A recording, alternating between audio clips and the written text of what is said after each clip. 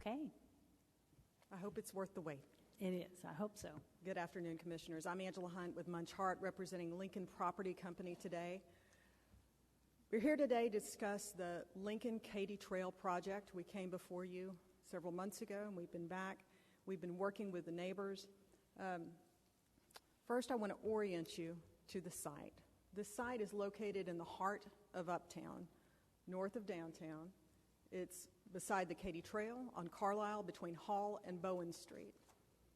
This is the zoning around this site. It's currently zoned MF2. Lincoln is requesting a change in the zoning to allow a PD subdistrict that would allow an increase in height, lot coverage, and the number of units.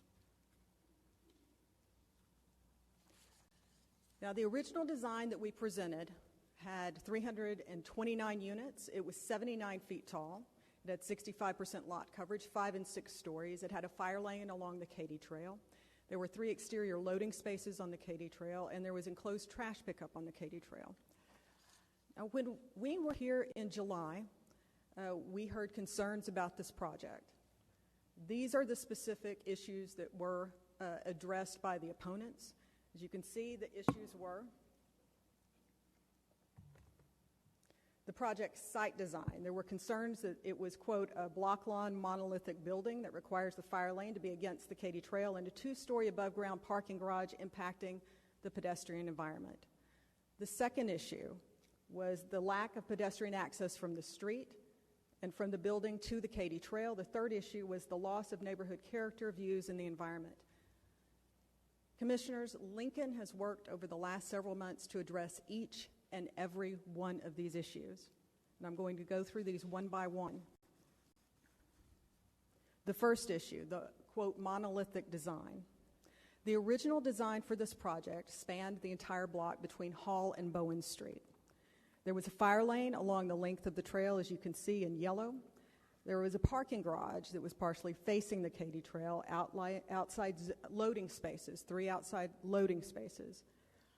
The opponents were concerned about this and wanted to see the building split up, and all of these issues addressed. Lincoln has addressed each of these issues. The new design splits the building in 2. There are now 2 separate buildings separated by 75 feet. There is no longer a fire lane along the Katy Trail. That's been eliminated. Instead, there are units all along the Katy Trail, 11 units. The parking garage is no longer visible at any point on this site except where there's entry and exit points. It is completely wrapped. The loading spaces have been moved inside to the garage. There are no longer any exterior loading spaces. And I also want to note that the building is 65 feet from the Katy Trail. There is a 15-foot setback and an additional 50 feet of space between the Katy Trail and the property line. This just gives you an idea of the redesign. This is from Carlisle Street. And you can see there's a lot more light and air. That was a concern. Here's one of the public plazas. That was another request we had. Lincoln put that into this design. This is from the rear of the building. You'll recall there were concerns about what this project looked like from the trail. I hope you'll agree this is a beautiful project now from the trail. It has, as I said, 11 units fronting the trail now. Second issue we heard was lack of pedestrian access. We have accommodated all of those requests. We have in the PD a requirement that each of these facades has to have a pedestrian entry point. They do, as you can see on this map.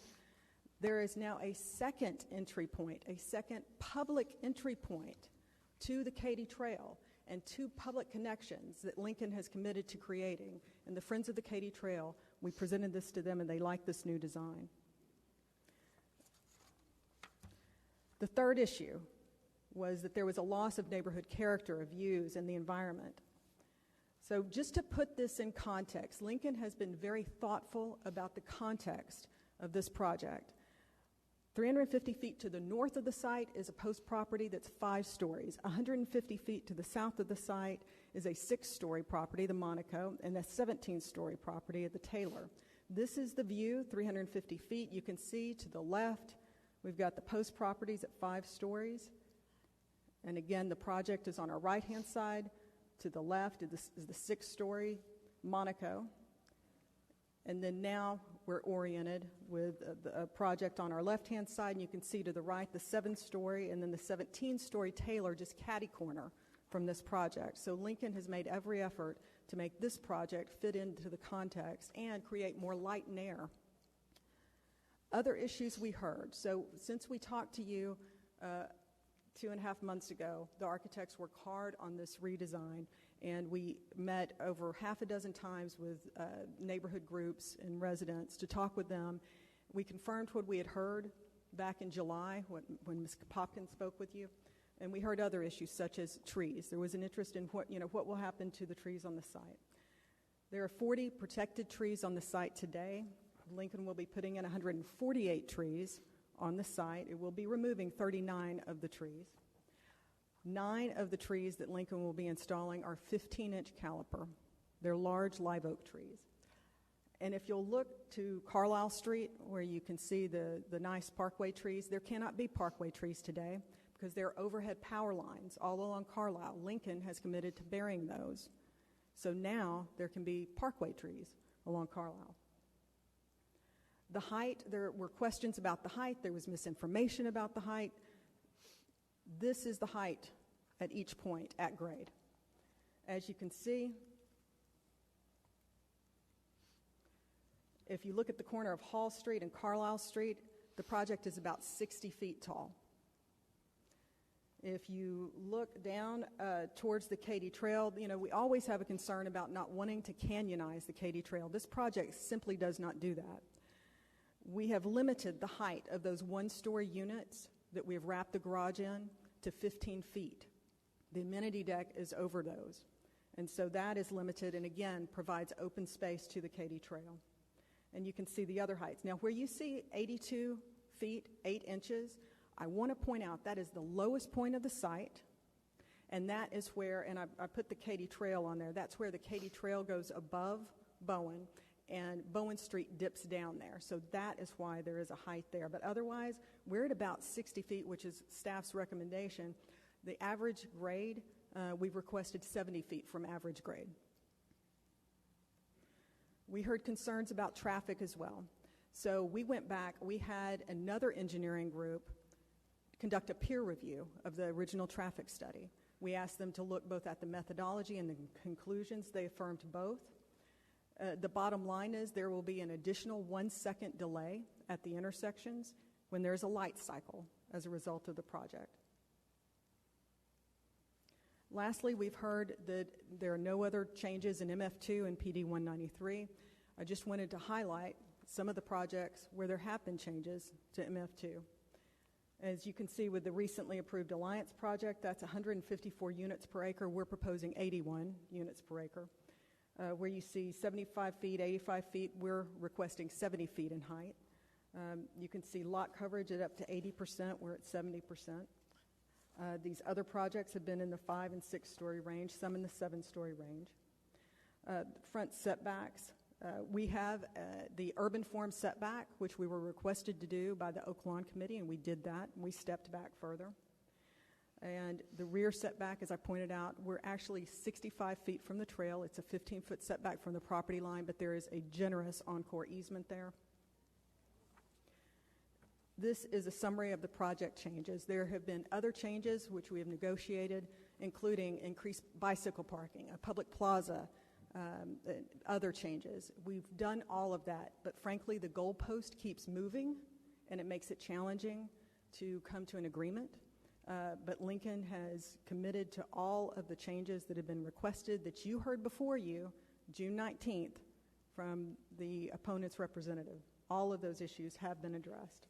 At the end of the day, we're asking for an increase of height from 36 feet to 70 feet. We believe that that fits in, again, with the context of the neighborhood looking north and south of this project, an increase in stories from 3 to 6, an increase in lot coverage to 70%, and an increase in the maximum units to 307. Lastly, I want to say thanks to Commissioner Jared Davis, we increased the affordable housing term to 25 years.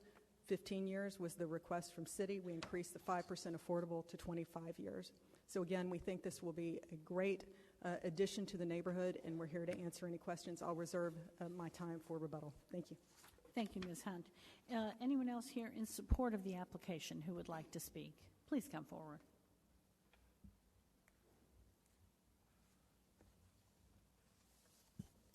Hello, my name is Leland Burke. I live at 5311 Park Lane, and I represent the ownership of a number of properties in PD 193. I'm here today to speak in favor of the zoning request in my individual capacity, and I do not represent any organization or committee. Full disclosure, I am Vice President of the Oak Lawn Committee. I believe the zoning request should be approved for the following reasons. The proposed height of 5 and 6 stories clearly fits with the context of the neighborhood. Traffic is not significantly impacted as demonstrated by the DeShazo study and as confirmed by the peer review study. The project now fully integrates the Katy Trail and provides a new public entrance at Bowen at the developer's sole cost. The developer is providing underground power lines on Carlisle, wider sidewalks, and walk-up units, which all make the project more walkable than is required by a by-right project. This is a dense area, and a modest increase in density is appropriate. Lincoln has done everything the neighbors have requested, splitting up the building, engaging with the trail, confirming the traffic study conclusions that there is no impact. This is a 5 and 6 story, low-density building that fits with the character of the neighborhood. And lastly, I want to applaud Lincoln for adding the needed affordable housing component to this fine project. Thank you. Thank you, Mr. Burke. Any other speakers in support who would like to be heard? All right. Anybody in opposition on this matter?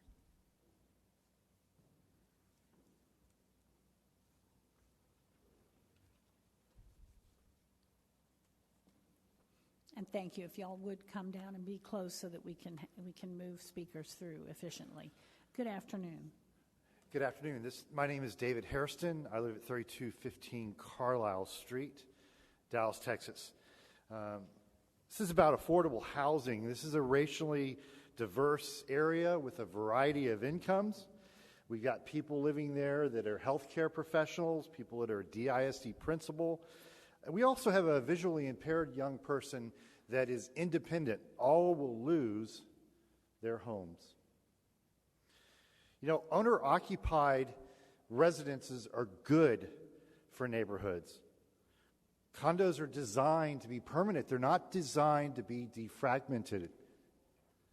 At risk, you've got affordable housing in a number of condominiums in the area, the Sutton Place, Boyd Duche, Coal Creek, and Woodshower Court. It'd be a domino effect with all of them falling.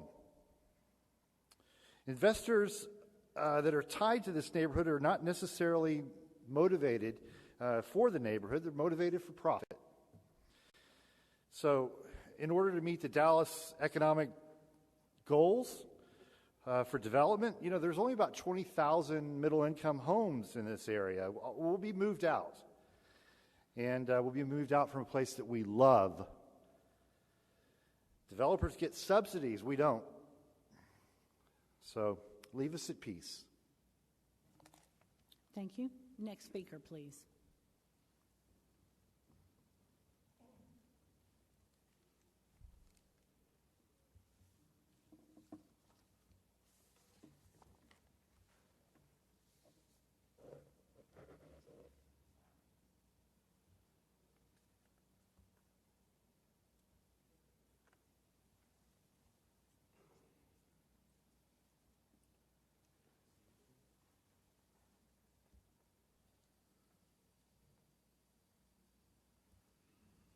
Good afternoon. My name is Amanda Popkin. I live at 2519 Catherine Street, Dallas, Texas.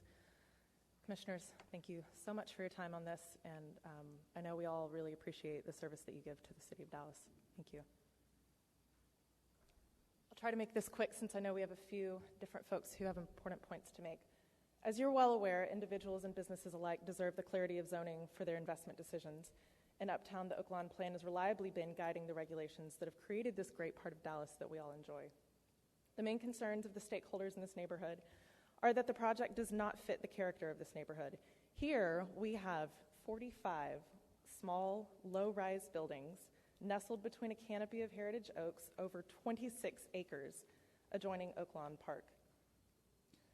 The Oaklawn Land Use Plan was created by community leaders such as Philip Henderson, father of the Katy Trail, who set a standard whereby the neighborhood relies on smart, sustainable development to elevate livability in one of the most dense and most expensive neighborhoods in Dallas. Our primary concerns now are that this is an even larger building with increased lot coverage, loss of green space, and a massive size and scale. These things have held true from the beginning. It is actually larger now. In places, it is actually a 7-story building. And the project is surrounded by 2- and 3-story MF2 properties and the Turtle Creek Environmental Corridor. To Lincoln's credit, the new design does interface better with the Katy Trail, but essentially we've seen an incremental change in a design that was flawed from the start. This is the third case to attempt to upzone this area. I'll walk through these quickly. Gables in 2007 was denied at CPC, and council denied unanimously with prejudice. Lennar in 2015 voluntarily withdrew, facing widespread community opposition. And now Lincoln has been voted twice last year at Oaklawn Committee, a vote for not support. Once this year for support in February, pending support of the neighborhood. And again this week, we saw the Oaklawn Committee vote to not support the project. Primarily because the project is against the neighborhood's land use plan. The Oaklawn plan explicitly rejected the concept of upzoning MF2 to an FAR of 2.5 and instead directed that additional housing density to be accommodated exclusively by the existing MF3, GR, LC, O2, and HC zones. Neighbors are supportive of many of the large projects throughout Oaklawn where the base zoning is used as a starting point for the negotiation. In green are some of the underbuilt properties in the nearby vicinity that Lincoln could build by right. Of the 82.6%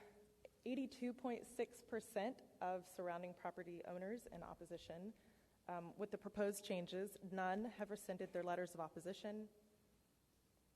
Here's a map of the opposition. For the 20% opposition for a supermajority vote, the Vine comprises 19.85%. Other property owners, including the City of Dallas with Parkland and Trail, are exempt from voting. It makes it very difficult to reach 20%. This is Exeter Properties' displayed project on their website now. Clearly, they intend to upzone. Many neighbors, both in high-rises and low-rises nearby, have chosen to invest here because of the character and ambiance of this low-density neighborhood near Oaklawn Park, not only because of the lush greenery they have when they look out their windows, but also the drive, the walk, the experience of living near the park, and the park-like environment that extends through the concrete jungle of the rest of Uptown. In the proposal, if this proposal contemplates an affordable housing incentive trade, then the parking design and affordable housing standards contained in the pending incentive zoning regulations should also apply, also guided by PD 193 objectives in Section 103, the Oaklawn Plan, Turtle Creek Corridor, and Forward Dallas. Neighbors are willing to continue working with Lincoln to create a more appropriate project. As they have for years, Oaklawn Park residents are eager to collaborate with developers to accommodate new development, as evidenced by the fact that virtually all new development in the area has enjoyed widespread community support. This design, however, needs a reset. As we protect the right of the Oaklawn Plan to be a determining document for the neighborhood and demand smart, sustainable, context-sensitive design, together we're building a more resilient and more diverse neighborhood where residents can thrive. Thank you so much for your time and your consideration. Thank you. Next speaker, please. Good afternoon. Good afternoon. Reverend George Battle III, 3104 Oaklawn Avenue, I am a part of and the local pastor at Oaklawn United Methodist Church since 2010. So I've had a chance to see the neighborhood, specifically in this area, change over time. And one of those things that I want to ask you all to take into consideration is the affordable housing language that was used in this particular approval that they're seeking, Lincoln Properties. I ask you to deny this because both our housing policy as well as the history of Dallas shows that affordable housing is an issue. And 5% is not going to get it.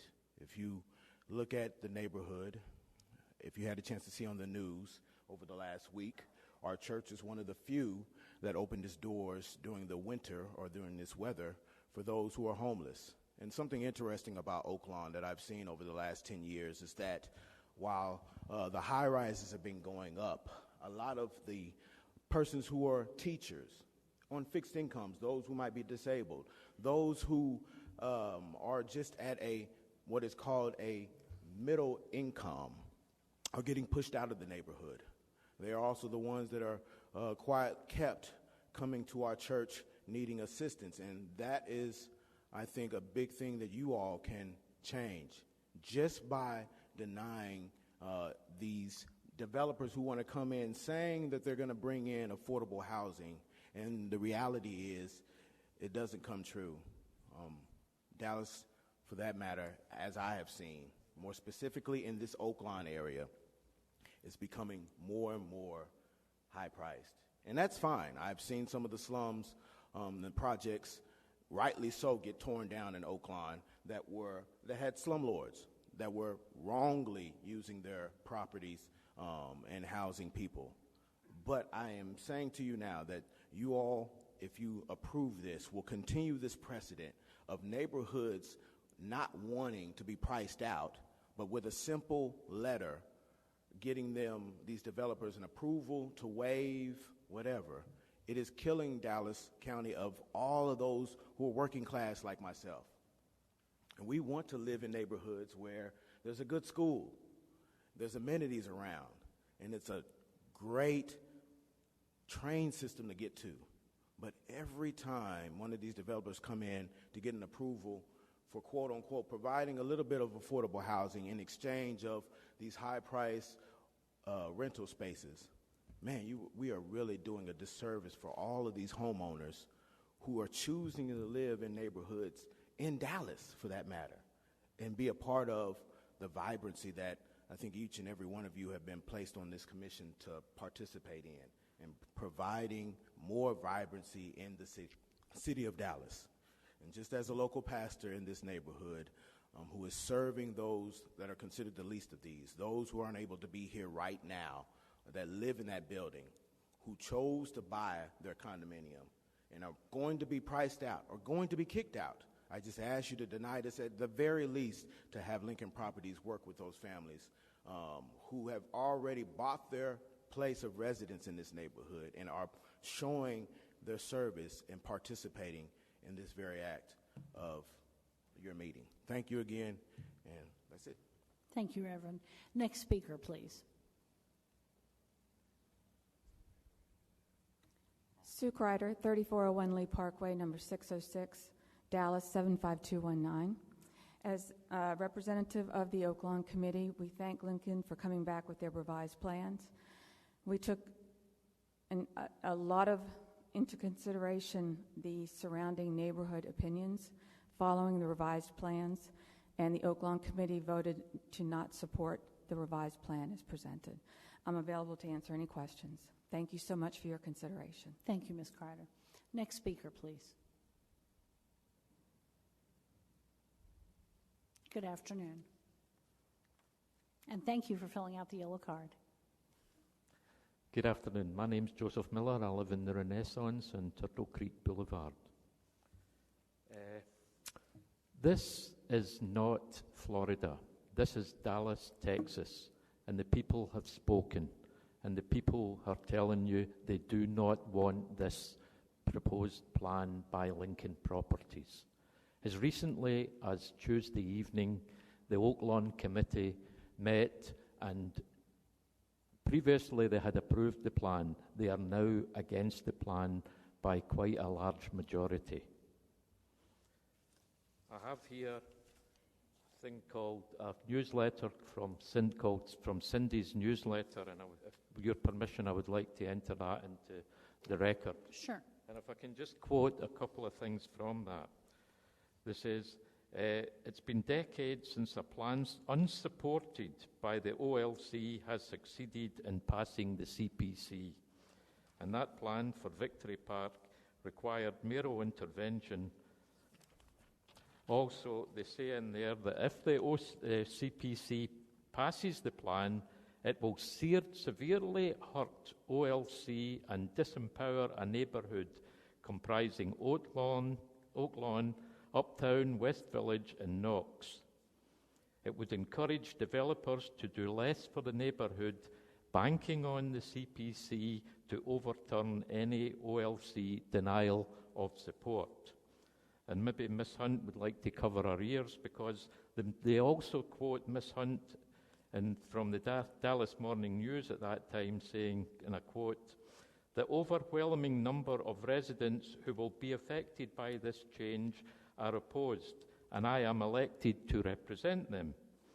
I have not had a case come before me where such a large majority of residents are so vehemently opposed to a zoning change. There is a reason we have zoning, so residents have some certainty as to what the future of the community will look like. To me, there's a high level of proof needed to get a zoning change, and this project does not cut it." I couldn't agree with her more, not for that project, but for this project. Also, Ms. Hunt said that there have been 2 traffic studies done. Now, the number of homes is going to increase by approximately 3. And she's telling us that those companies that did the engineering survey said there's only going to be 1 second of a difference. I am a professional engineer licensed in the state of Texas, and I would ask Lincoln Properties, have those studies that have been carried out, engineering studies they call them, have they been signed and sealed off by a professional engineer in the state of Texas?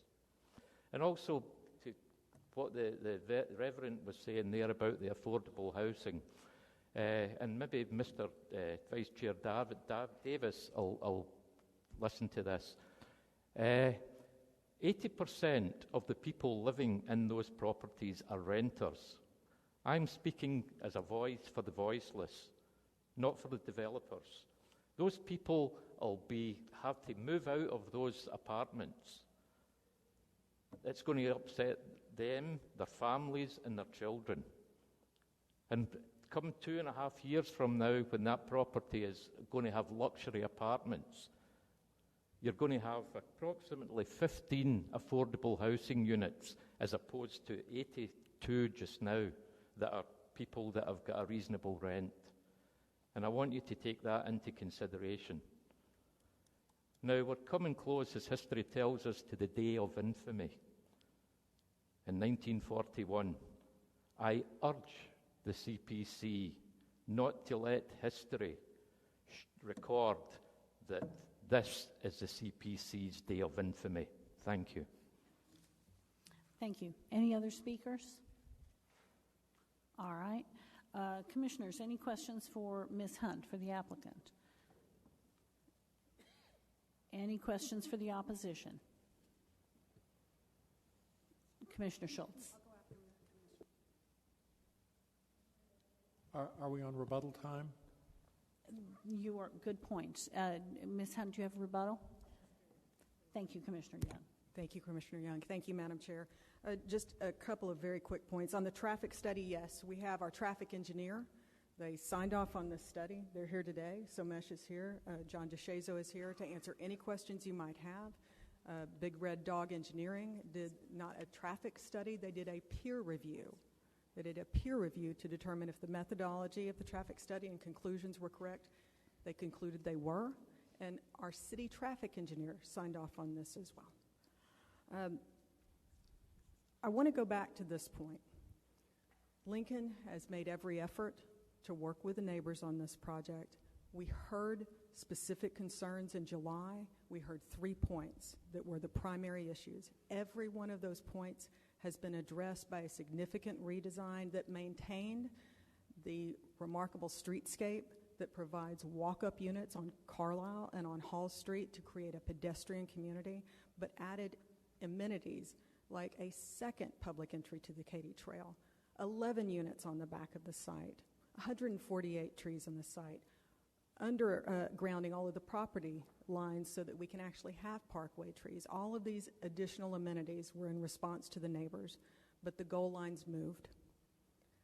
So we ask you support for applicants' requests today. We're here to answer any questions. I would note that the Oaklawn Committee rejection of the project was 17 to 22. It was a 5-vote difference. We believe the project improved considerably between the time that we presented in February and this week. We're here to answer any questions. Thank you. Thank you, Ms. Hunt. All right, then questions for Ms. Hunt, commissioners. Commissioner Lewis. Thank you, Madam Chair. Ms. Hunt, quick question.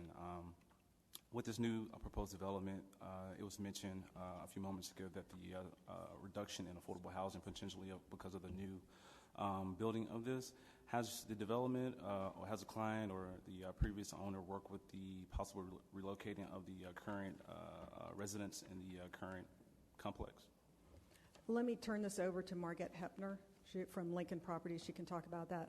I can tell you that Lincoln has made a commitment to working with any of the current residents who are there who might want to move into the project, but it would be 2 years before they would be able to do so. Margette Heffner, Lincoln Property Company, 2000 McKinney Avenue, Dallas, Texas. Can you restate your question to make sure I address it appropriately? Yes, I was just curious about, is based on the previous statement that this will be a significant reduction in affordable housing due to the new development. So I was curious, has there been any attempt to work with the current residents about, obviously some may or may not be able to afford, if this were approved, has there been any attempt to work with the residents with possible relocating efforts in some regard? So that's a great question, and I do want to back up to the votes. To answer your question, so one of the questions or one of the statements that was made that was that the property was 80% renter occupied, and it's actually not. It is 50% tenant occupied today, 39% owner occupied today, and there are 12 of the current residents who voted no against the property selling. Those 12 we would absolutely work with. We actually haven't talked about relocating during the next 2 years when we start, if this is approved and we start development. It's definitely a discussion we're willing to have. In addition to that, we would absolutely speak with them and give them first right of refusal to occupy one of those 15 affordable units. Does that answer your question? Thank you. Commissioner Young. Ms. Hunt, would you look at your slide 31, please, Katy Trail South elevation? I'm sorry, Commissioner. Would you look at your slide 31, Katy Trail South elevation? They don't seem to be in entirely numerical order, but it's about 4 or 5 pages before the end. Yes. Okay. What are we looking at on the lower right of the elevation there, the large tan area? That is part of the parking garage and then the entry to the parking garage. All right. How does that comply with the requirement of the Oaklawn ordinance that the parking garage match the facade of the occupied portion of the building? The other pieces of the building that you see to the left of it, it's the same materials and the same structure. We believe that complies. You believe that that large blank wall is the same facade treatment as the ground level facade treatment to the north of it? Yes, the materials and the facade, yes. Thank you. Any other questions for the applicant, commissioners?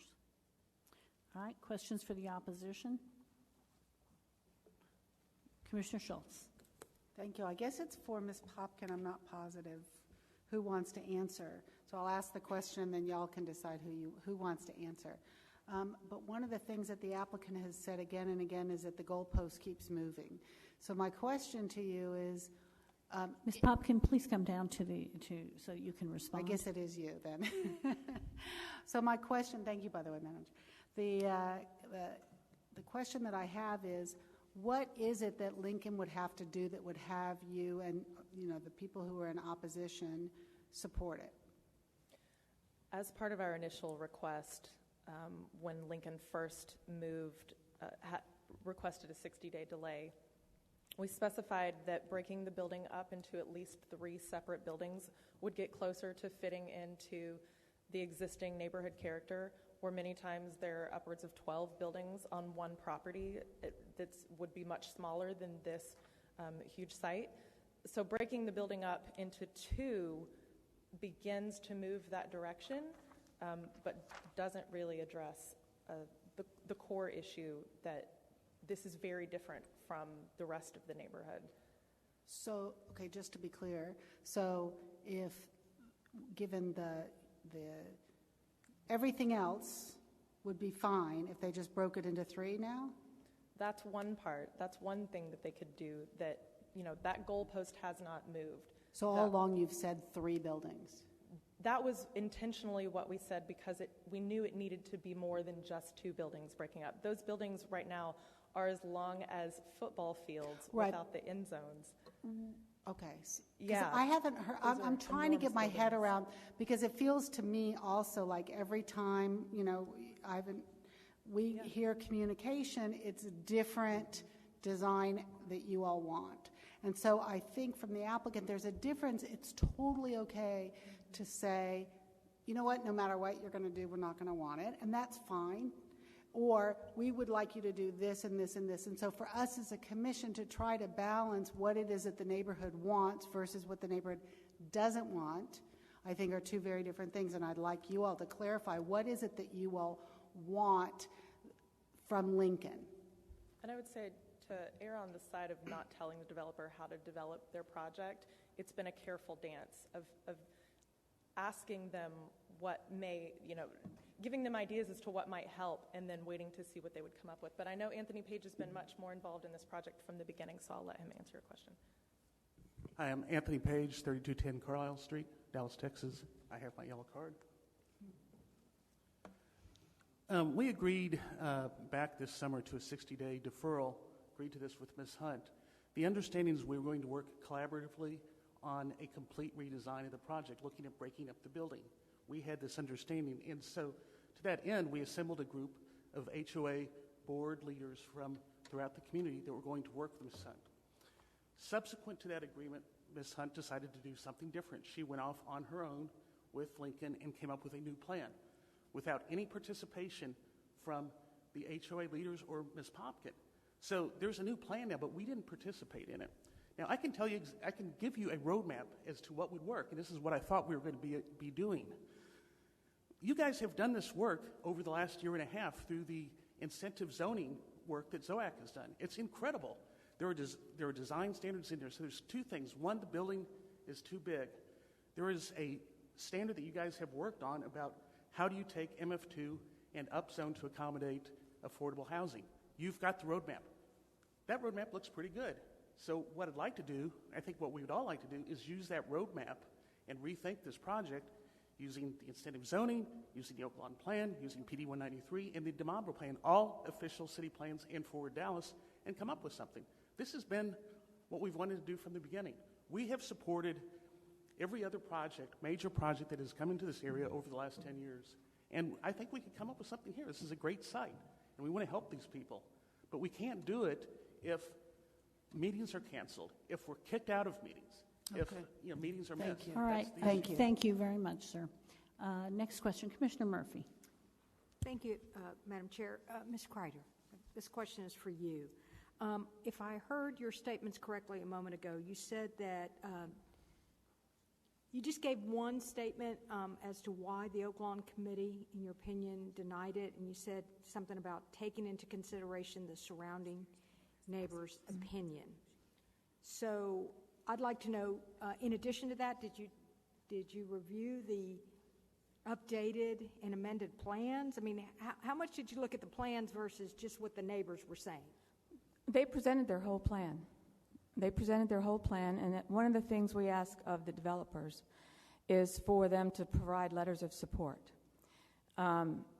Specifically asked was, have any of the people who wrote letters against this plan then saw the revised plan, have they rescinded their letters of non-support? And there were no rescissions of those letters not supporting. So the plan was presented. I'd like to add that based on all this, yes, we have approved some plans, but the neighbors have approved the plans. This is a neighborhood group. It's a volunteer group of neighbors to support the neighborhood. So we've worked extensively with developers. I think our track record on working with developers and bringing plans that everybody can work with is very impressive. Like Tony said, one of the things that has not been addressed specifically in how they've addressed it is the number of units and the increase in the density. So the neighbors would like to make something work for everybody. And I hope that answers, is that? Well, I'm just trying to understand how much the Oak Lawn Committee vetted the particular proposed project, the changes they made, all of the design characteristics, because the Oak Lawn Committee is known for vetting the projects and making recommendations to improve a project. But all I've heard you say is really neighbors' opinions. It wasn't just neighbors' opinions. They reviewed the plans, they asked questions, and at the end of the day, they voted against the revised plan as presented. I mean, it's the same presentation given at every meeting. Commissioner Housewright? Yes, just really for anyone in the opposition, I'm not particular, but it's along the lines of Commissioner Murphy's question, and that is, we were presented with some data here by the applicant that documented some of the development data on other projects that have been approved in MF2 districts. This particular case we're talking about this afternoon has fewer units per acre, it's shorter, it has lower lot coverage, it has lower FAR, and equivalent setbacks. And so can someone on the opposition explain to me the opposition to a project that has less of everything than these other projects?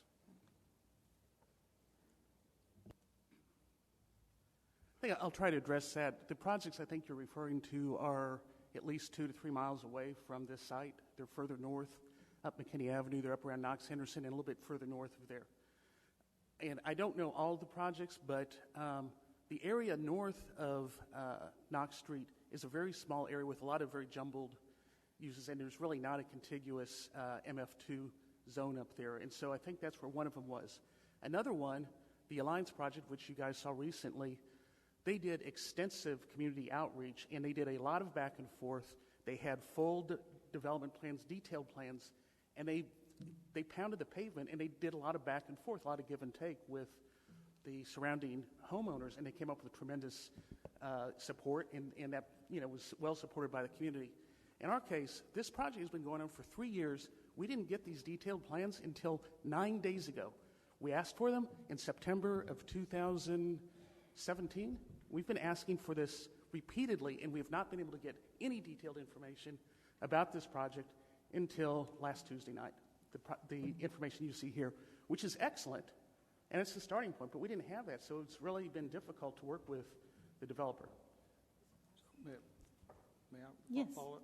So if there were the engagement that you're describing, then potentially this applicant could get 3.6 FAR or 150 units an acre. I would look to the ZOAC incentive zoning standards for MF2 and use those as a guide. That's the standard. Under PD 193, what we're supposed to do is use the base zoning as a guide for any future changes. And in this case, the way this started, and I think this is one of the flaws, is the applicant and the property sellers started with an expectation as to the amount of money they wanted to make and said, okay, we need to make this much money. How big can we make this project? Completely disregarding the fact that the base zoning here is MF2. But there has been a tremendous amount of research done by the city's planning department and by the ZOAC committee members on how to work a compromise that does a fair trade-off where you get more units, but you also provide design standards that are benefits to the community. In this case, the problem is this is just a big upzoning, and there hasn't been any detailed back and forth or give and take. In the PD subdistrict conditions, they stand right now. They don't conform to the renderings that you're seeing, and they also don't contain any of these very kind of basic things that you guys have determined, the ZOAC people and planning department have determined would be real benefits to the community if we had, in return for agreeing to an upzoning. I think the ZOAC roadmap is a great roadmap. There's a little bit of tweaking going to be needed because the site is so sensitive. It's right next to Oaklawn Park. If you're over at Arlington Hall and you look out, right now you have this beautiful view, which Forward Dallas actually cites the Turtle Creek, this view corridor, and is something to be preserved, and so does the DeMambo plan. So there's a little bit of tweaking, and there's a lot of heritage trees on this site. Some of the heritage trees actually predate the founding of the city of Dallas. Some of these trees are over 150 years old, which is incredible. But getting back to your point, yeah, there's absolutely something to do. I would love to do something here. I think all the neighbors would love to do something here, and I know the people that want to sell are tired of spending 3 years kind of spinning their wheels, without something getting done. And I think the risk is, unless we get practical and start doing something, they're going to miss the cycle because, the development cycle is going to end at some point soon. Then we're going to be sitting here for 6 years and property's just going to sit. But of course there's something to do, and it's not abstract. Again, I mean, the incentive zoning stuff that you guys just passed has a detailed roadmap as to how to do it. It's all spelled out there, and all you need to do is do a few tweaks, and I think, we're done. Call it a day. But this thing is really far away from that, and that's the issue. Should I yield my time, or may I? Do you have another question? Go ahead. I have several, but go ahead. Okay, Mr. Page. So you mentioned some things the community wants that aren't in here, and then you mentioned a moment ago as you closed your remarks, all we need is a few tweaks. Could you just give us some examples of the things that aren't in here, or examples of the tweaks you're talking about? Sure. And your microphone's fading out a little bit, but I think I understood just kind of what are the tweaks we're looking for.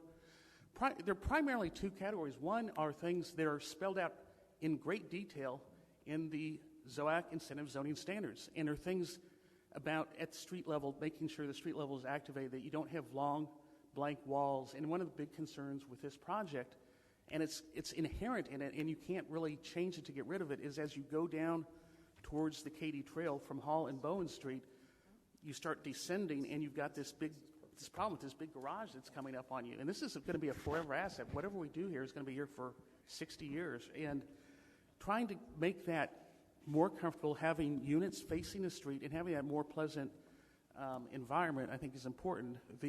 Something that Commissioner Young alluded to a minute ago, the parking garage entrance is still problematic because it's still, not only does it face directly into the Katy Trail, but it's right at where this Bowen Street entrance is, and so this primary neighborhood entrance would be right next to, at that point, a 2-level above-ground parking structure. So that, I think, changing that where the entrance is directly off of Bowen rather than where you're driving kind of in this green space between the building and the Katy Trail, addressing that's a big thing. The other kind of things I think about are, again, not, every tree, but the landscape plan that's included in that shows that they're taking out 91 trees, and the last tree that they plan to save is they're going to cut the root structure on 3 sides, 2 sides with the parking garage excavation, and the other one for burying the power lines, and the canopy actually runs into where the building is. So I don't think that tree survives. So you would lose 92 trees. If we could save 4 of them, there's like 4 that run along Hall Street, and you could just move the building back there. And if you also broke this thing back into 3, you might be able to pick up another one on the interior. But there were real things that could be done. And if we'd been involved from the beginning, I think they could have, developed around this. But the problem we have right now is this thing is pretty much, and by the time we saw it, I think it was pretty well baked. And I don't know how they changed that at this point. But these are, You guys have, are intimately familiar with the incentive zoning proposed ordinance, and it's very detailed. And those are the kinds we're looking for, not trying to design the building, but make the street level activation really work, because there are a lot of pedestrians here, and it's going to get to be even more. So green open space, trees, in big trees, preserving some of those trees, the design tweaks that are in the incentive zoning standards, and also the affordable housing trade-off. And this isn't really my issue, but the affordable housing concession that developers are required to give under incentive zoning is vastly more superior than the one that's being offered here. And that's if you ignore the fact that this case, ironically, where the justification from staff to do this is, we're going to bring affordable housing into Uptown. No, you're not. You're actually going to precipitate, in a very rapid order, the elimination of most of the affordable housing in this area, because this situation will play out over and over again throughout this area, because the difference in land values in the O2 area per square foot and the MF2 values per square foot are so extreme that you're going to create a huge Mr. incentive. Page, with all due respect, sure. I think he really wanted to know a succinct few That wasn't tweaks that succinct. you could identify. I apologize. So let's just Okay. end it at that. Commissioner Shadid. Thank you, Madam Chair. Ms. Kreider, a question for you. I'd like to just follow up a little bit on Commissioner Murphy's questions, and maybe you can fill us in a little bit more about how the Oaklawn Committee works, and specifically on this project. And I guess I'll start by disclosing that I've only attended 2 meetings. I was very impressed by the process and the questions that were asked. I was at the meeting where this project was presented the last time, but I was not around when it got around to the votes. Mm-hmm. So I'm hoping that you can look at this from our perspective, that this project came in with a letter of support from the Oaklawn Committee, Mm-hmm. and I understand that was by 1 vote. Mm-hmm. And then we had some public input. The developer went away, took some of that public input into consideration, came back to the Oaklawn Committee, and then it got a letter of rejection, Mm-hmm. and again by 5 votes. So, help me understand how that works. Is it a different set of folks? Is it, how does that happen?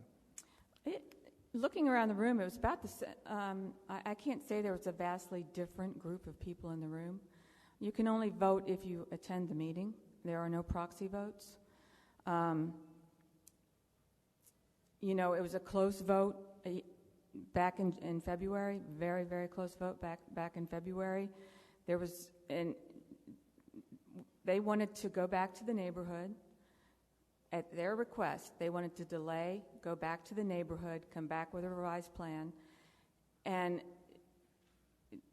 the plan just was not approved as presented. The revised plan just did not meet the approval votes of the Oaklawn Committee.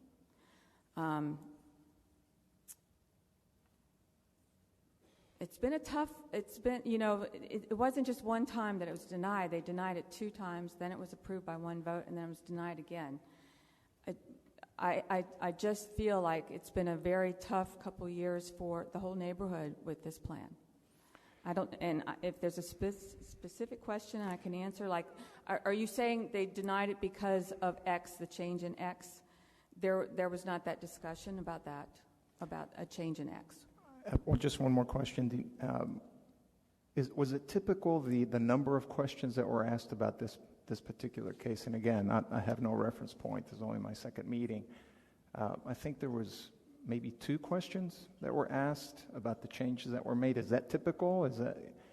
I guess I'm trying to gauge how the foundation was set for the vote against. Every plan is different. Some plans get 50 questions. Some, we go around the room. Everybody can ask a question, 1 question. Some people get a lot of questions. Some people don't get a lot. It's not like the Oaklawn Committee hasn't seen this plan before. Mm. What they did was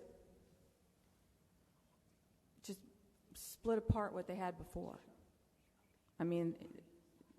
Split apart, spread it out decreased the setback. They took the plan, they split it apart. There wasn't a lot to discuss. Okay. It wasn't that different from the plan that was presented before. Excellent. Thank you so much. Thank you, Madam Chair. Thank you. Any other questions? All right, then, questions for staff? Commissioner Schultz?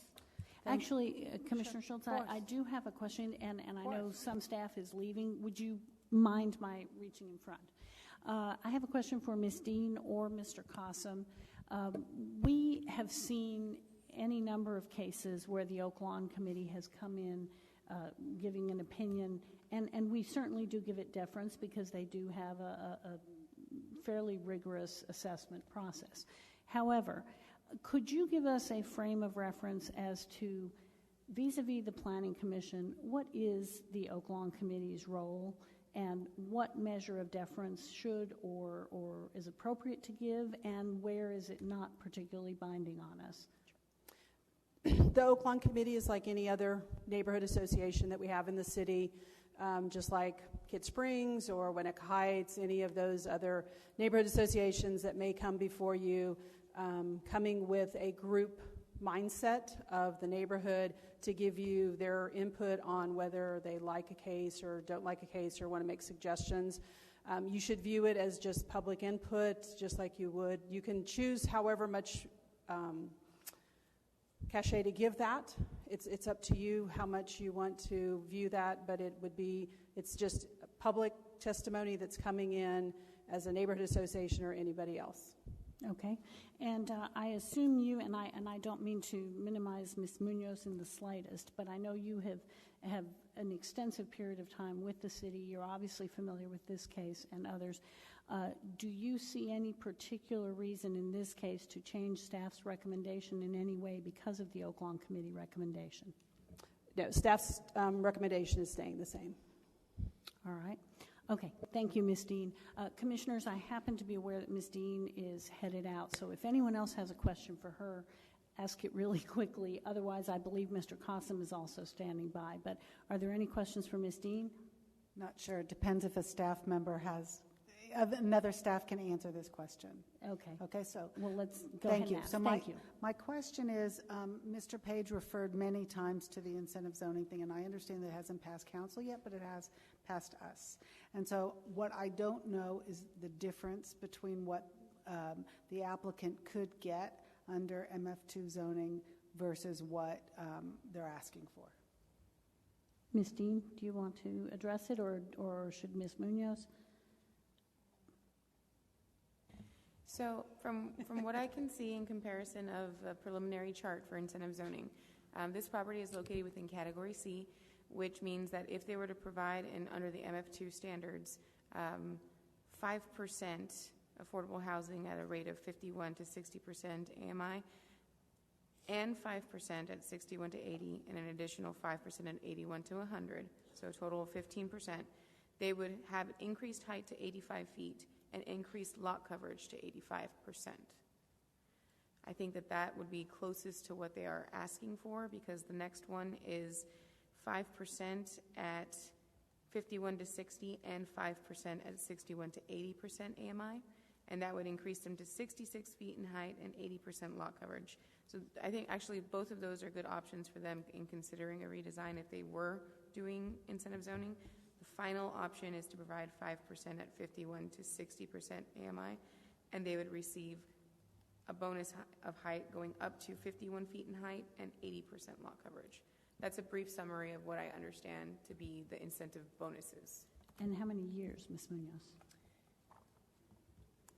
Yeah, I believe it's 15, but I have the chart here. I can check for you. Thank you. Okay, thank you. Commissioner Reeves. Yes, question for, we're on staff. Staff was supporting this with conditions, and some of those conditions were lower density, lower height, and such. So given the fact that that is not what we're here about, does that mean staff still supports this given with what they want, or staff only supports this if it is ratcheted down a little bit to what you think should be as more of a compromise position? I do think that Lincoln has made immense changes to the plan, and those changes are all great for the neighborhood overall. But when I did my analysis, I did consider the built environment of the surrounding properties, and I do think that a vast majority of the site is wrapped with lower density, lower height property. So therefore, I mean, considering the need for affordable housing in the city, it is good to give them a bonus, but that is where my calculations came in, and I did give them a 10% bonus on top of what I thought was suitable for the area, an additional height, so that they would provide a 10% affordable housing. That's my recommendation based on what I saw. But your height recommendation was lower than what's presented today. Yes, yes. If you refer to the table that I have in the report on page 16.8, I did provide a staff recommendation. My height is 60 feet and 5 stories, and that's trying to really stretch their height as much as possible, considering the fact that they do have a change in grade from their property to, let's say, the Vine across the street, or even more so to the northwest. And your recommendation was also for 230 dwelling units maximum relative to their 307. That's correct. Which is a third or so, give or take. Okay, or yes. less than theirs. Okay, thank you. Thank you. All right. Any other questions for staff, commissioners? Okay. Then, Commissioner Ridley, do you have a motion? Oh, it's my turn. Aren't you happy? I have a motion and comments, if I have a second. Sure. In matter Z178-206, I move that we not follow staff recommendation and deny the application. All right. Commissioner Ridley, you have a second, and Commissioner Reeves. In Z178-206, motion is not to follow staff's recommendation, but rather to deny the application. Quick question, is that with or without prejudice? Without. All right, without prejudice. Comments, Commissioner Ridley? Thank you, Madam Chair.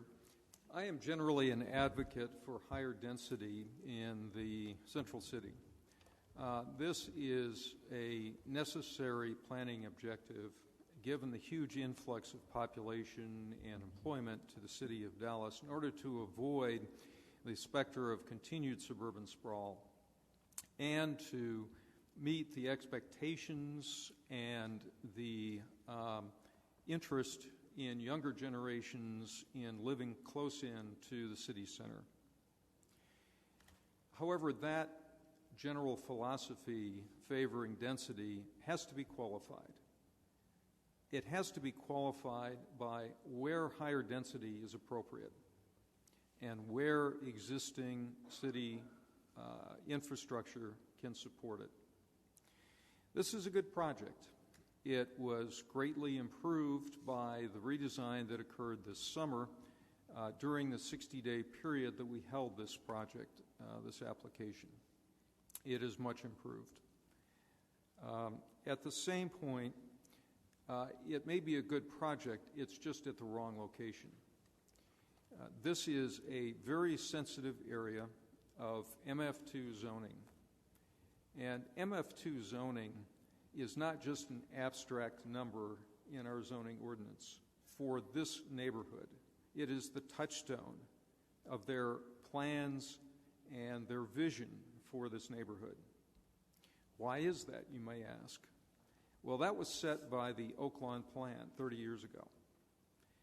Now, generally, we pay less attention to plans that have been around for 30 years in the expectation that they're no longer relevant, that they don't reflect the current development conditions in the city. But I believe that the Oaklawn Plan is an exception and that it is still a vital, relevant document. That document provided that there were the following objectives. There were 7 objectives, 2 of which I wish to remind you of from page 16.6 of the staff's report that supports their recommendation.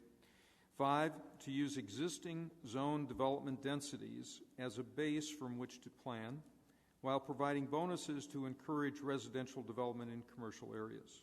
And 6, to discourage variances or zoning changes which would erode the quantity or quality of single-family neighborhoods or would fail to adhere to the standards for multiple family neighborhoods and commercial areas. The Oaklawn Committee was established in the mid-'80s after the adoption and because of the adoption of the Oaklawn Plan and the Oaklawn Special Purpose District. And that origin is very important to consider when assessing the credibility of the recommendation of the Oaklawn Committee today. Its purpose was to see that the Oaklawn Plan was followed.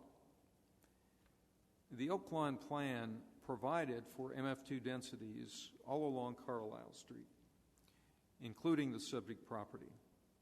It is I've come to learn in the last few months that that is particularly important to the neighborhood as a ground principle, because they are concerned that if this property is given a higher density zoning category, it will lead like a row of dominoes falling all up Carlisle Street with other properties that are subject to be redeveloped with even higher densities if we approve this one.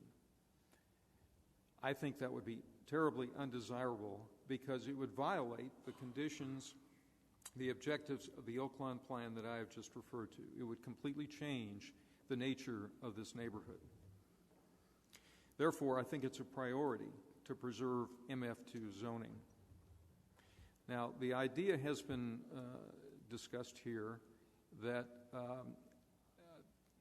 we might consider higher densities in consideration of the Affordable Housing Ordinance and what kind of incentives that would provide for affordable housing.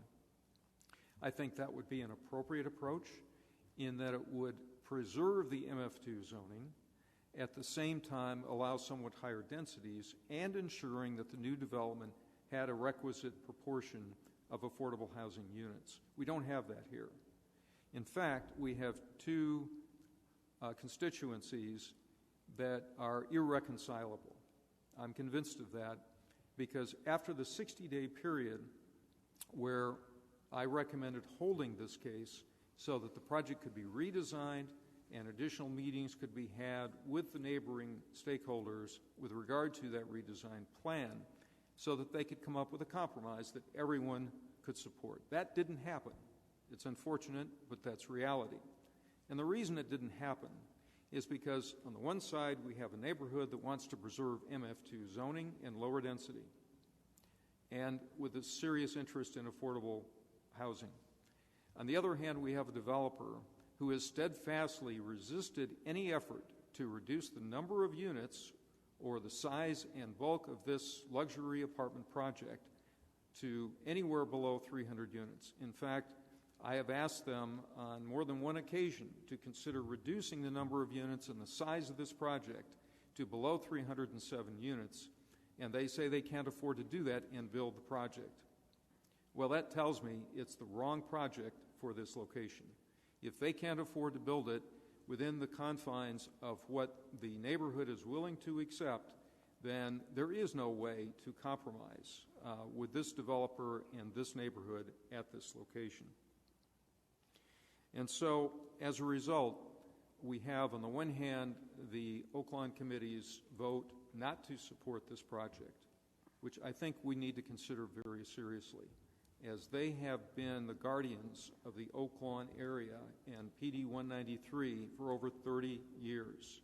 And they have steadfastly worked to preserve the objectives of the Oaklawn Special Purpose District, at the same time doing it reasonably to accommodate reasonable changes proposed by developers.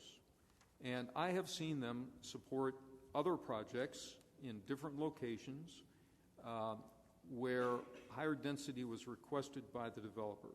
And so they are definitely not a community group that resists all development. That can't be said of the Oaklawn Committee.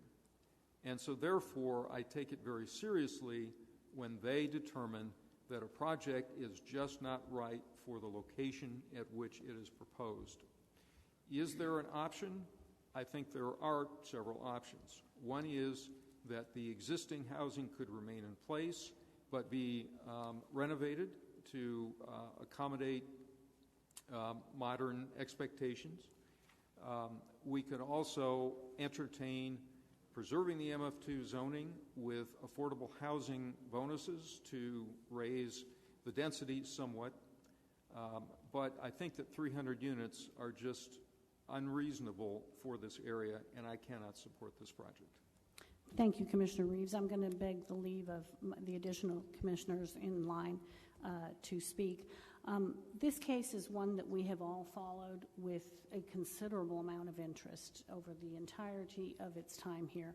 I am fairly certain that virtually everyone here among the commissioners has had not one but extensive meetings with folks all over the spectrum on this, in support, with the developers, with the folks in opposition. This is a project that is troubling to me in the way it has been handled, frankly, by the opposition. Because I do find that the argument that this has been a moving target presented to the applicant completely fits what we have seen happen here. The very first time that this was actually presented with a full hearing, the litany of complaints of the project presented by the representative of the opposition, not just by a random individual, but someone who was speaking on behalf of the opposition, really boiled down to a series of complaints that were much more appropriate for a tenant in the project than for neighbors. There was talk about whether elevators faced into the garage or faced into a lobby, and how attractive were the entrances going to be, and so forth. It seemed to me to be a very amateurish attempt to find a way to cause a project to trip without any real foundation. Over time, that went developing, and happily we did get much closer to actual realistic concerns for the trail, for the accessibility, for how much it would engage pedestrians on the street. And I think, to the applicant's credit, much deference was given to that. We have seen that extensive work has gone through. If you look at the design work that has been presented from the beginning of this project to now, clearly considerable time, thought, and expense certainly has gone into meeting some of the concerns. It was interesting to me today to hear that, well, maybe if it were broken down into 3 buildings. This is the first I've heard of that. And this is the sort of thing that the developer has had to deal with. The next time they show up with a 3-building design, we're going to hear that, well, maybe 6 buildings might do the trick. I think this is ridiculous. There is deference to be paid to a point, but this has been a moving target by people that for a whole variety of reasons have chosen not to see this project approved. That is troubling to me. I'm also troubled. I had concerns when the applicant was seemingly somewhat reticent at the last hearing to go before the Oak Lawn Committee, because I do think that is important. I think hearing from the Oak Lawn Committee is a piece of the puzzle. The Oak Lawn Committee does a very good job. It is a neighborhood group that has a long history of thoughtful decisions.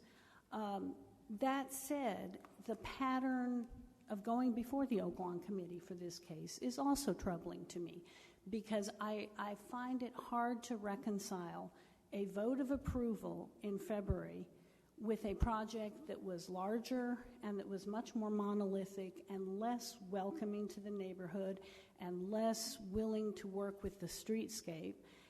And then coming back, it almost gives one whiplash to go back and now say suddenly we're not going to approve it when it is a better plan. But I think everybody here would concede this is a better plan.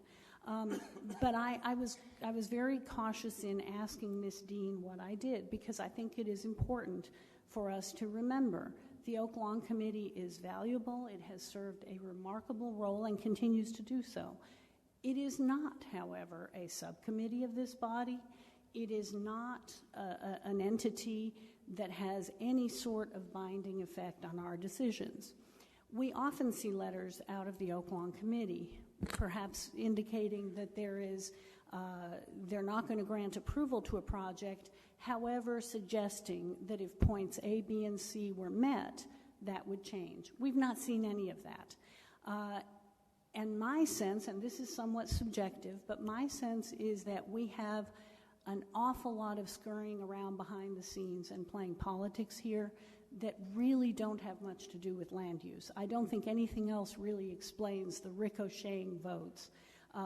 It is what it is, but I feel that it is not binding upon this body, and I just cannot support the motion based on that. Now, I also take some issue with Commissioner Ridley's comment about, and I understand the concern over not being willing to go beneath 300 units. I understand that.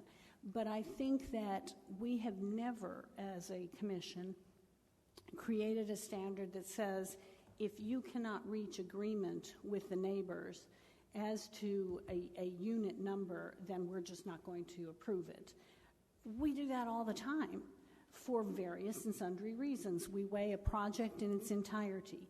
We do not give neighbors veto power over when a project is going to be done or not.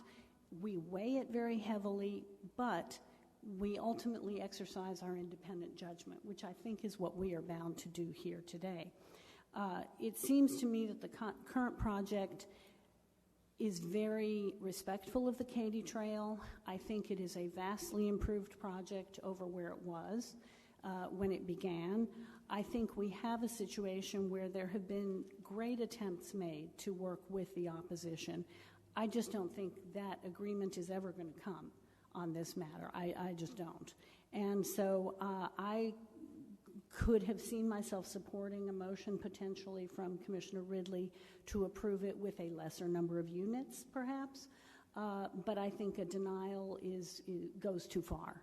So I will not be able to support this motion. I appreciate all the work that has gone into it, and I look forward to hearing what the rest of my colleagues have to say. But I do feel rather strongly this is one where the goal line keeps getting moved and moved and moved, and that's just not right. It's not fair. And when you look at the other projects in the general vicinity, we're singling out this property without real justification. So I will now go back to the order here. Commissioner Reeves. Thank you, Madam Chair. I will definitely be supporting the motion, and that's why I second it. I do want to clarify a little bit on the OLC. I've been going for 2.5 years now, and I hear the debate. And I stayed around this time for the vote and the discussion. And I stayed in the back in case it started flying, so I had an exit just in case. We're glad to see you made it out safe. But kind of the procedure was the chair asked for a motion was made. And then just like we did around here, everyone who wanted to give their reason for support, got to say their reason for support. And it was just like, is anybody else? Yes. And there was no time limit. There was nothing. Then they asked for the opposition opposition to this, and they all spoke. And what I was incredibly impressed with, and I don't think this was necessarily the case in other issues, is just like what I've preached to everyone I talk to, which we all preach to here, make it a land use. This case got brought down into the she said, he said, and this tree's not supposed to be here. And we got into these weeds, and we got over 3 cars here, and we just all start hearing wah, wah, wah, wah, and then you don't even hear it. And what I heard was rational land uses. 95% of what I heard was rational land uses. And I think that is kind of what has now turned this. And that's going to be my rational land use. First of all, it is 15 affordable units, and we're losing 115 affordable houses. That's a difference of 100. That basically wipes out every affordable unit we've had in Oaklawn over the last 9 months. The second thing is that this is a much better project. I totally agree. Much better project. And I just think it's at the wrong time. If you look at the other upzonings, massive upzonings we've had in MF2, all the other properties surrounding it have been 30 to 40 years old too. Nowhere have we had a case that I can remember where someone was wanting to go up with this much density with a brand new multifamily unit right next to them. The Vine is not brand new, but it was built in the last cycle. So now, instead, to me, we should be out here sloping down to the Katy Trail, because the Katy Trail is the jewel. But now we're getting this all out of whack. Now we're going up high at the Katy Trail, and we're going down to MF2 and now basically punishing people who built by right 10 years ago.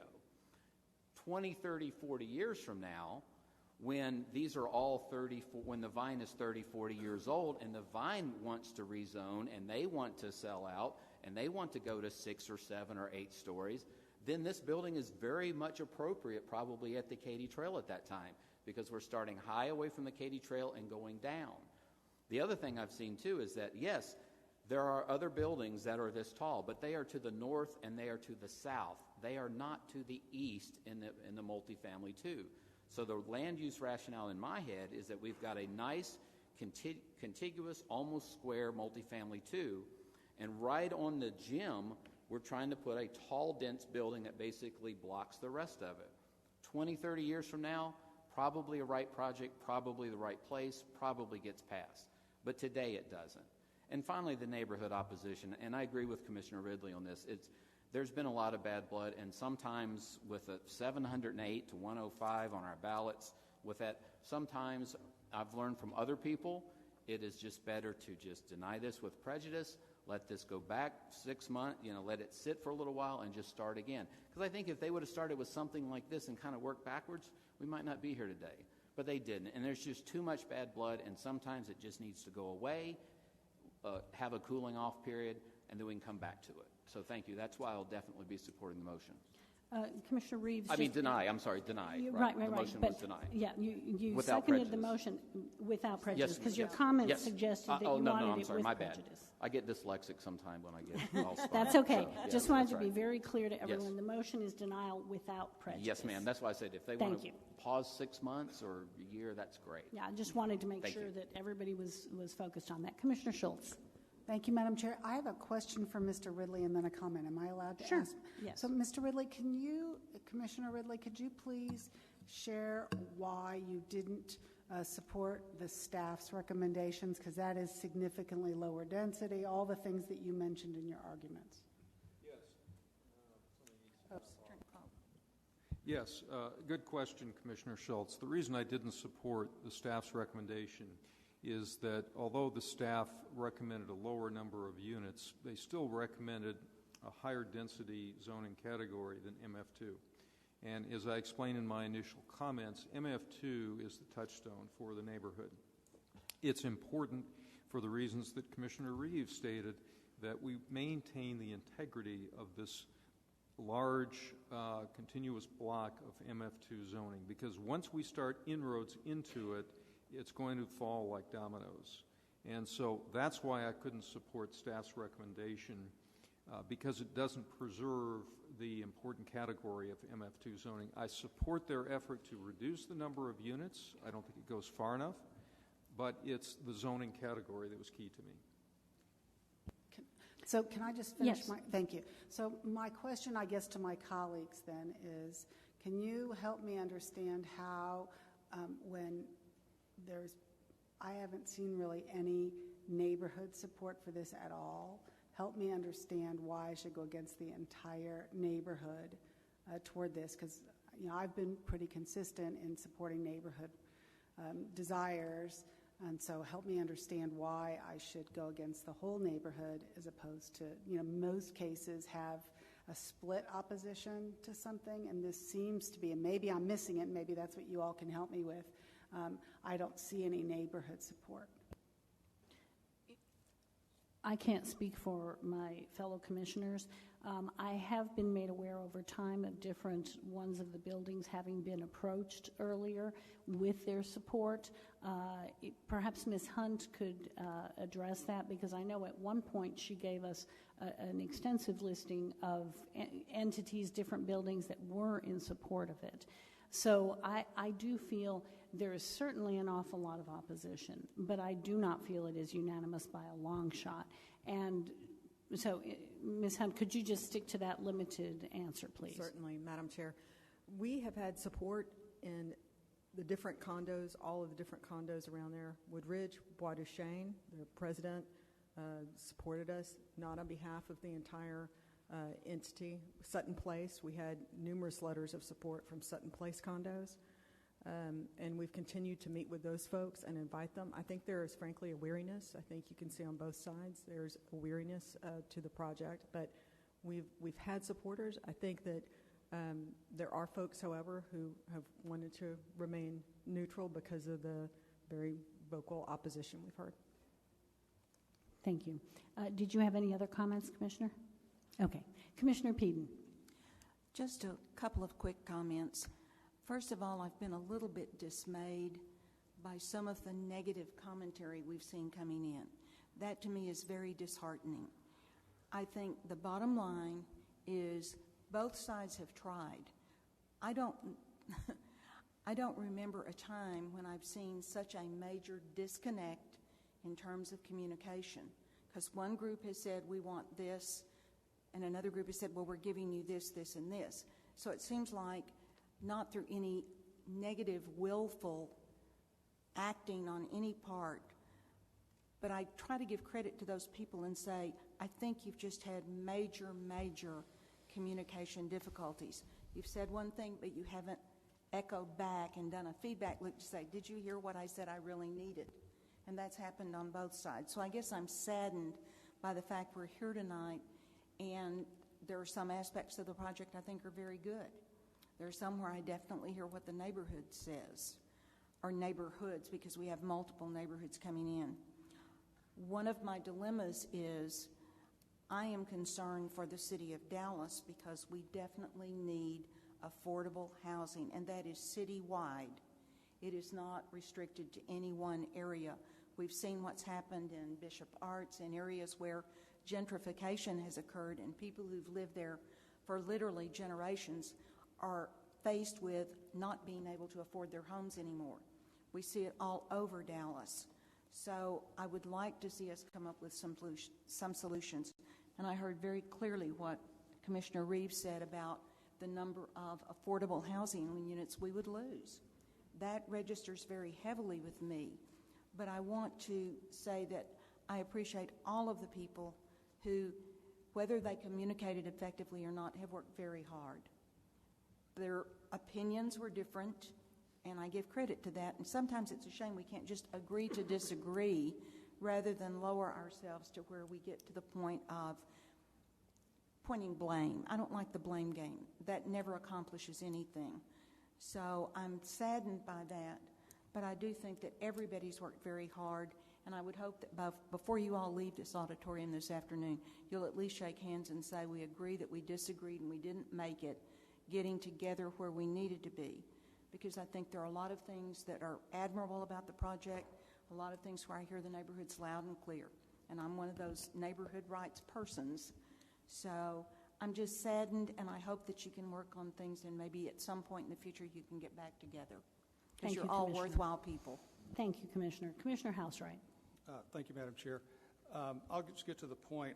I will be unable to support the motion for a wide variety of reasons this evening. I think a vote to deny this case is to sort of arbitrarily freeze this block here in 1965 as an aging multifamily project that does not contribute to the street, does not contribute to the trail, that does not meet the needs of our city or its residents. I think that there's really been no genuine engagement of the opposition with this new design. I've listened very hard, asked questions, read the emails, and the opposition doesn't seem to address the case before us tonight. It seems to be addressing things that we've seen months ago. I think everyone has agreed that this is a significant improvement, the design we're looking at this evening.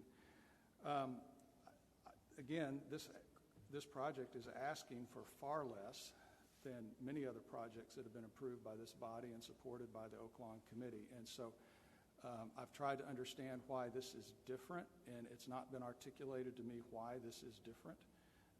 I think that this design has been a dramatic improvement.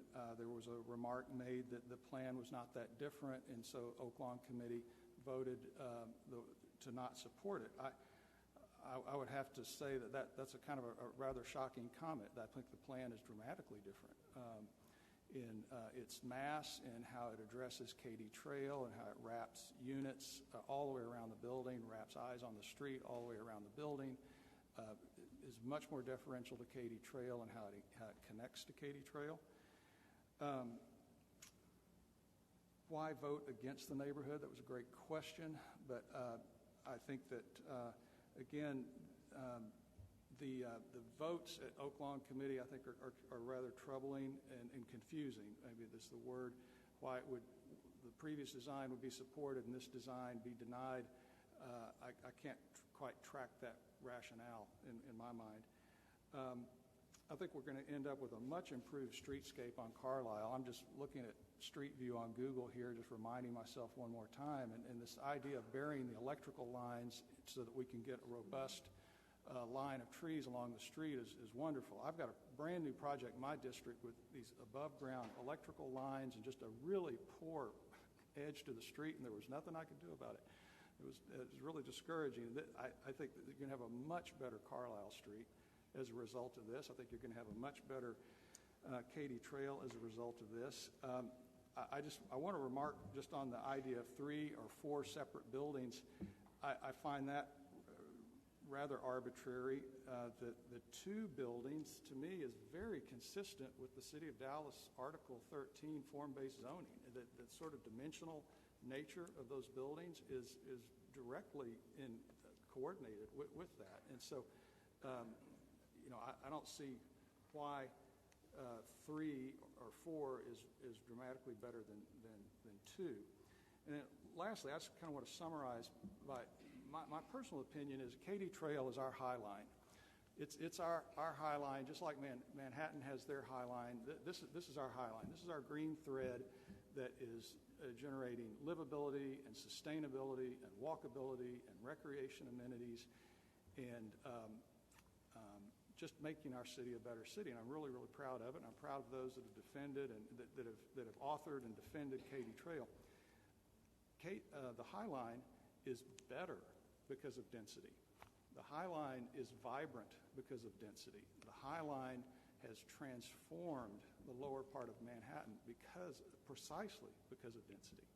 So, I think that should we deny this case, we very likely will see something that we like even less. So, I again will not be able to support the motion. Thank you. Commissioner Carpenter. I will be supporting the motion. Acrimony aside, I was neighborhood association president in my area for 11 and a half years, so I think I'm sort of impervious to acrimony at this point. But just going back to the absolute fundamentals of the case, I've been troubled from square one that this request does not comply with the zoning, the PD 193. When you read the fundamental objectives, it makes it crystal clear that just a primary objective was to protect these enclaves of MF2 zoning, that it not only says that you should encourage but incentivize upzoning and more density away from the MF2 areas and into the commercial areas, and that we should not be allowing variances and upzoning that would erode the standards of MF2, and I'll just limit my comments to that. Thank you, Commissioner. Commissioner Shadid. Thank you, Madam Chair. I'd like to start out by actually thanking Commissioner Ridley. I think if you don't sit around this side of the horseshoe, you don't quite realize how difficult it is to manage these cases. These are very, very difficult cases to manage, so thank you for that. Having said that, I will respectfully not be supporting the motion for many of the same reasons mentioned by Commissioner Housewright. In fact, I think I could have supported a version of this project that's a little closer to what staff is recommending.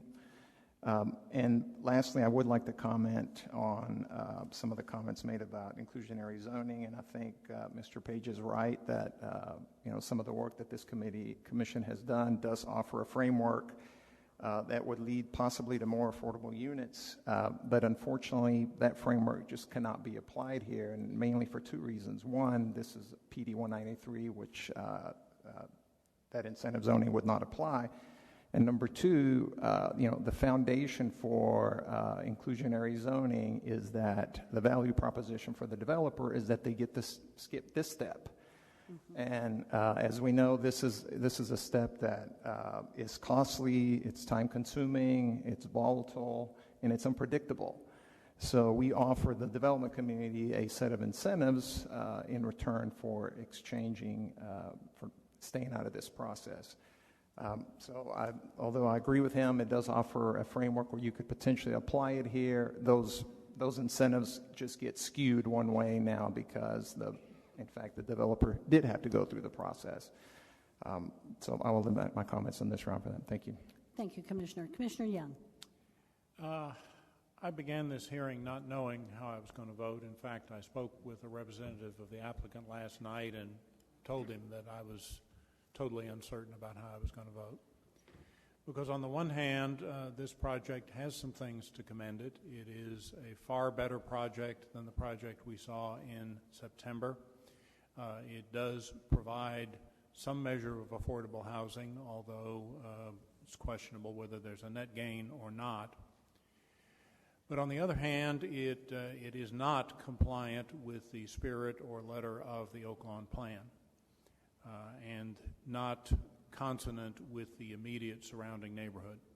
The projects to which the applicant points of higher density are not within this immediate neighborhood. So how to resolve that dilemma?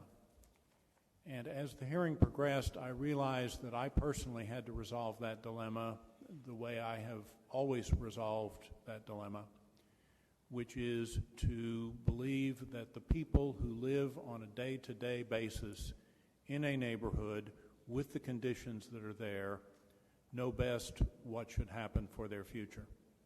So I am very much influenced by the fact that we have roughly 1/8 in support and 7/8 in opposition, and we're not talking about one letter in support and 7 in opposition. We're talking about 105 in support and 708 in opposition. And what that tells me is that the community has been engaged on this project. Yes, Ms. Hunt, it's entirely possible that fatigue has set in. It certainly has set in on this side of the horseshoe. But when people bothered to send in their reply forms and express their feelings, that was the prevailing sentiment. I'm also influenced by the Oaklawn Committee's decision. Much has been made of the committee's support of the project in February, but I have their letter of support here dated February 6, and in the course of it, it says, "It is imperative that neighbors support your final plan." I interpret the Oaklawn Committee's vote in February. I'm a craps player, so I use this metaphor. They were betting on the come. They were hoping that the applicant could engage the neighborhood before and during the Plan Commission process and come to at least some measure of consensus. And when they found out in November that that had not happened and was not going to happen, that's my interpretation of their negative vote. I do have to disagree with Ms. Dean. The Oaklawn Committee is not your average neighborhood group. The Oaklawn Committee grew out of an earlier group called the Oaklawn Forum, which in essence, in the early 80s, got together as private parties and devised the Oaklawn Plan. That doesn't seem all that remarkable in 2018, but it was astounding in 1983 when the plan was adopted. In that age, planning consisted of neighborhoods coming down to City Hall and being told predetermined decisions about their future from the city fathers, and I use that word advisedly. It was revolutionary, and out of it grew a belief, once the plan was adopted, that it needed a guardian, a monitor. And the Oaklawn Committee was formed. It is not a committee merely composed of single-family property owners or residents. It is a committee with a mixture of stakeholders, some of whom have a residential stake, others of whom have a property development stake, and has served that function well for 35 years. The Oaklawn Plan is very clear. that MF2 areas are to be preserved so as to preserve their character, and density is to be carefully directed. This project does not comply with that. The neighbors have spoken, and so I'm in support of the motion. Thank you, Commissioner. Commissioner Davis. Yes, thank you, Madam Chair, and I will be brief. In the conversation I had with both Ms. Popkin and the applicant's representative, Ms. Hunt, I back up.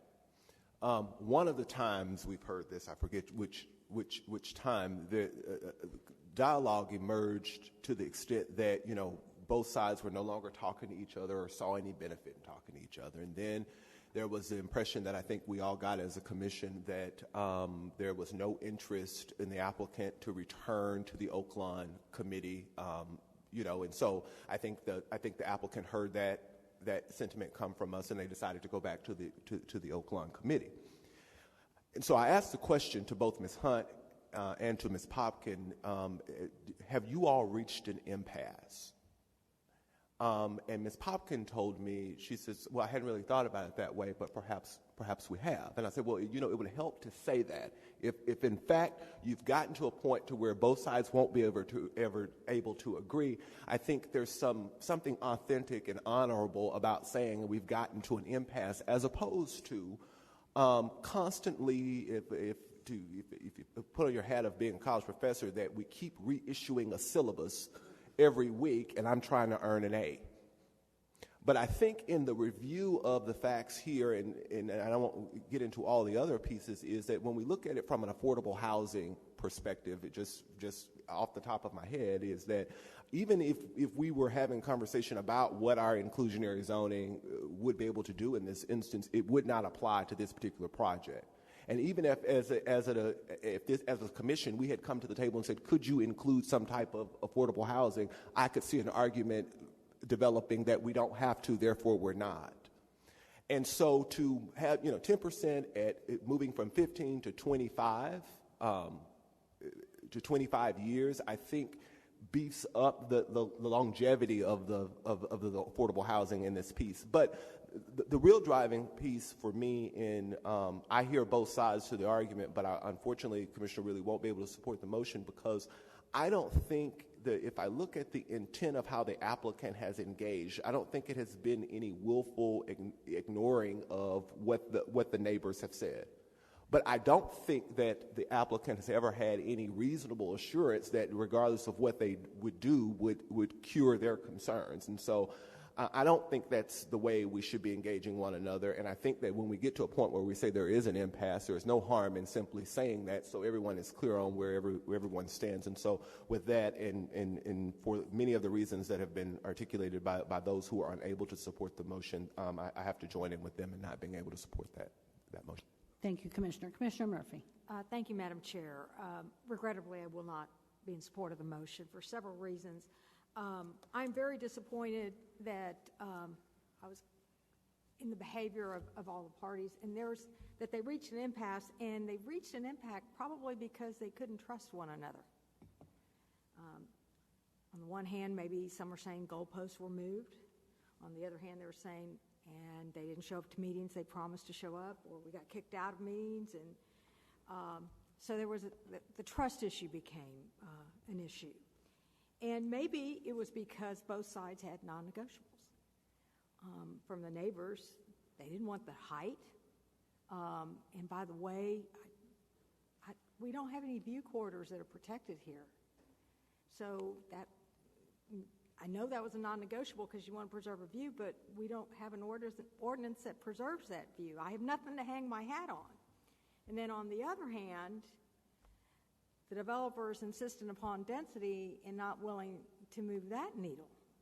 So again, I mean, it seems like there's an impasse here in who's right, who's wrong. And then I'm disappointed with the Oak Lawn Committee. Now, unlike Mr. Reeves and Mr. Ridley, I did not attend the meeting, but I asked here, and what I heard was, well, we were listening to the neighbors, and we didn't really review the project in depth that much because it didn't change that much. Yet Commissioner Ridley said it was greatly improved from the summer, from the first time it went. So there's a lot of conflicting information. So I'm greatly disappointed, and like like some of my colleagues, I had no idea how I would vote today walking in here, but at the end of the day, I can't support Commissioner Ridley's motion. Thank you. Thank you, Commissioner Murphy. Any other comments, commissioners? All right, then I think we're going to need a recorded vote. Ms. Pacina? The motion by Commissioner Ridley, seconded by Commissioner Reeves in Z-178-206 is to not follow staff's recommendation, but rather to deny without prejudice. If you are in favor of the motion, vote yes. Otherwise, vote no.